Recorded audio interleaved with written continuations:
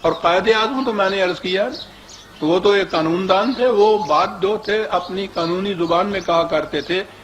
انہوں نے 1938 میں علی گڑھ یونیورسٹی کی یونین کے نوجوانوں کو مخاطب کرتے ہوئے کہا تھا کہ مسلم لیگ نے کم از کم ایک کام تو کر دیا ہے، اور وہ یہ کہ اس نے تمہیں مسلمانوں کے رجت پسند عناصر کے چنگل سے چھڑا دیا ہے۔ اس میں شک و شبہ نہیں کہ اس نے تمہیں اس ناخوش آئند طبقہ کی جکڑ بندیوں سے آزاد کرا دیا ہے جسے مولوی یا مولانا کہتے ہیں۔ تاریخ کی ابتدائی ہے ابھی سن 38 میں، اور اس کے بعد آخر میں انہوں نے 1946 میں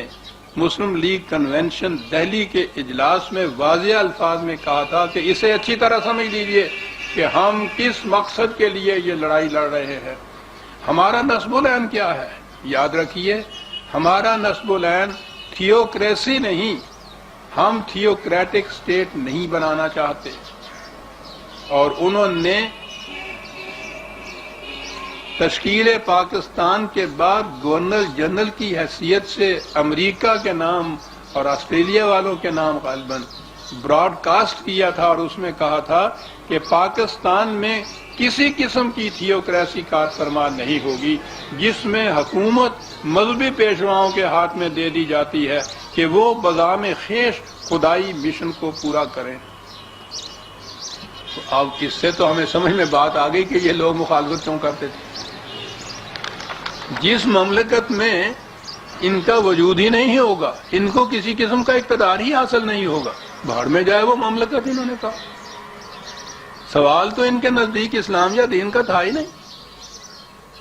سوال تو اپنی ذات کا تھا۔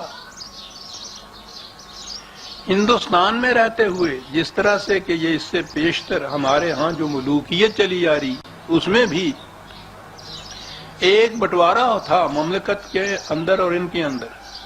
مملکت نے اپنے لیے امور دنیا یا امور مملکت اپنے ہاتھ میں رکھے تھے اور مسلمانوں کے شخصی قوانین ان کے ہاتھ میں دے دیے تھے، تو چھوٹے پیمانے پہ ہی صحیح اقتدار کا ایک گوشہ تو ان کے ہاتھ میں تھا نا۔ ہندوستان میں اگر یہ رہتے اور اسی قسم کی سیکولر حکومت بنتی تو وہاں بھی شخصی قوانین مسلمانوں کے انہی کے ہاتھ میں رہنے تھے۔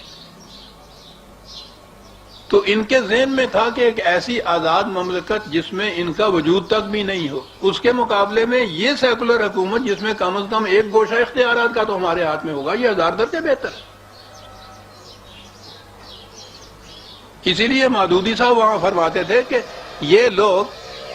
یعنی یہ لیگ والے ہندوستان کے ایک ذرا سے کونے میں پاکستان بنانے کو اپنا انتہائی مقصد بنائے ہوئے ہیں، لیکن اگر یہ فی الواقع خلوص قلب سے اسلام کی نمائندگی کے لیے کھڑے ہو جائیں تو سارا ہندوستان پاکستان بن سکتا ہے، اور اس میں لادینی جمہوری حکومت یا عوامی پارلیمنٹری حکومت نہیں بلکہ خالص خدا کی حکومت کتاب و سنت کے اصولوں پر قائم ہو سکتی ہے ہندوستان میں، پورے ہندوستان میں۔ مودودی صاحب کوئی بچے نہیں تھے، یہ بڑی گہری سیاست کی نگاہ رکھتے تھے، انہیں پتا تھا کہ یہ ہندوستان میں حکومت اسلامی یا خدائی حکومت قائم ہونا تو ایک طرف کہ وہاں تو نام لینے کی بھی اجازت نہیں ہوگی، اور حالات اس کی شہادت دے رہے ہیں۔ پھر اس کے باوجود یہ کیا تھا، وہ یہ کہنا کہ ہندوستان اگر پورا متحد رہے، اتنا ٹکڑا نہ کٹے، تو اتنی وسیع علاقہ ایسا ہوگا جس میں کم از کم شخصی قوانین کے حد تک اختیارات ہمارے ہاتھ میں ہوں۔